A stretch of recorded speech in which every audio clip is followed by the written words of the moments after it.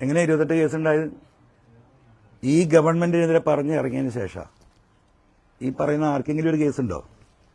ഒറ്റ case. P Sasi കൊടുത്ത തലശ്ശേരിയിലെ കേസ് വിചാരണ ആരംഭിച്ചു. കഴിഞ്ഞ 17-ാം തീയതി എനിക്ക് പോകാൻ പറ്റിയിട്ടില്ല, ലീവ് കൊടുത്തിരിക്കുകയാണ്. അപ്പോ ഇതെല്ലാം അനുഭവിച്ച് നിൽക്കുകയാണ്. അപ്പൊ ഇപ്പോഴും ഞാൻ നയം വ്യക്തമാക്കിയിട്ടില്ല, മനസ്സിലായില്ലേ? കാല് പിടിക്കുമ്പോൾ മുഖത്ത് ചവിട്ടുക എന്ന് പറഞ്ഞില്ലേ? അപ്പൊ ഞാൻ ഈ കാല് പിടിക്കാനില്ല. ഞാൻ ഈ കാല് പിടിച്ചിരുന്ന കേരളത്തിലെ ജനങ്ങൾക്ക് വേണ്ടിയാ. എനിക്ക് ഒരു അധികാരവും വേണ്ട. അങ്ങനെയൊക്കെ ഉണ്ടല്ലോ ഒരു തെറ്റിദ്ധാരണ.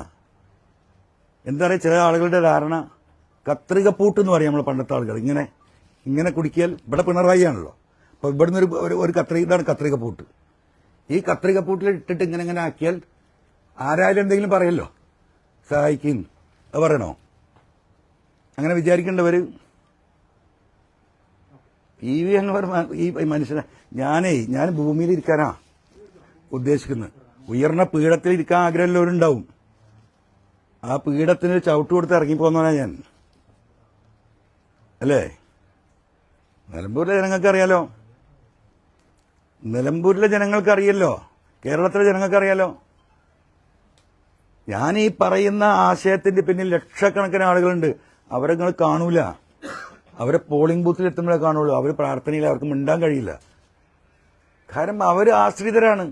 ജീവിതത്തിന്റെ രണ്ടാം അറ്റം മുട്ടിക്കാൻ പ്രയാസപ്പെടുന്ന പാവപ്പെട്ട മനുഷ്യരാണ്. അതിലെല്ലാ ജാതിയും എല്ലാ മതവും എല്ലാ രാഷ്ട്രീയക്കാരും ഉണ്ട്.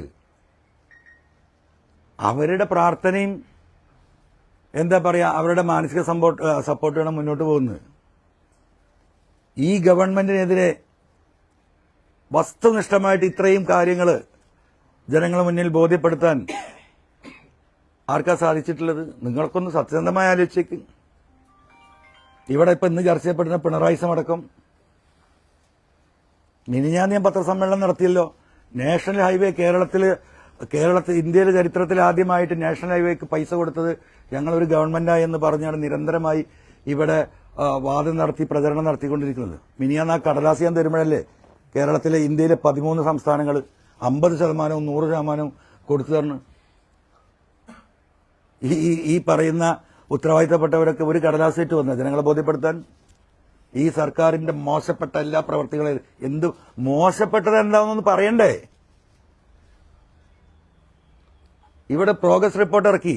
ആരാ കൗണ്ടർ ചെയ്തത്? എന്തെല്ലാം കൗണ്ടർ ചെയ്യാൻ അതിലുണ്ട്? ഇതിനൊന്നും ആർക്കും സമയമില്ല. എല്ലാ തീരുമാനത്തിന്റെ അടിസ്ഥാനം വേറെയാണ്. ഞാൻ ഇപ്പൊ പറയുന്നില്ല, പറയേണ്ട ഘട്ടം വരും. അപ്പൊ ഇനി ഞാൻ എന്ത് ചെയ്യണം? കേരളത്തിലെ ജനങ്ങൾ പറയട്ടെ.